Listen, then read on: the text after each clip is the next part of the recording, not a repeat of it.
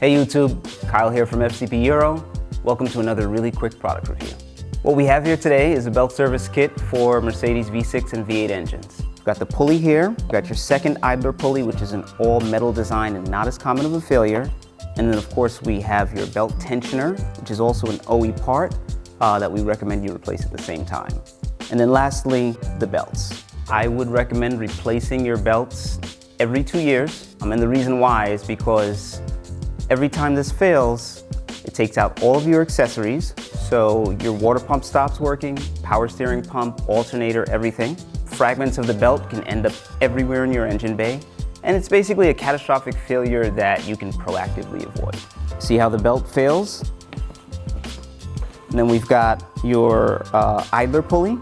When you shake it and it sounds like a maraca, it's on the way out. That's because the grease has left the bearings are dry, they heat up, and then eventually the plastic just separates from the metal bearing. It's not something that you want to happen.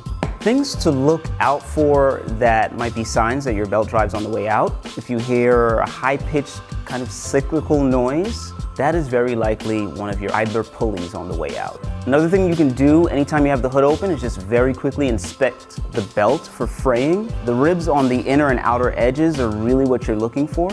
These belts normally hold up quite well. Like, there's no reason why you can't get 5 or 6 years out of a belt if your idler pulleys and tensioner are functioning properly. But when they're on the way out, they'll chew up the inner edges of the belt. So if you see any fraying, any white nylon string type of material, your idlers are on the way out and your belt's gonna go next.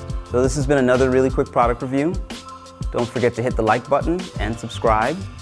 And if you have any questions, leave them in the comments below.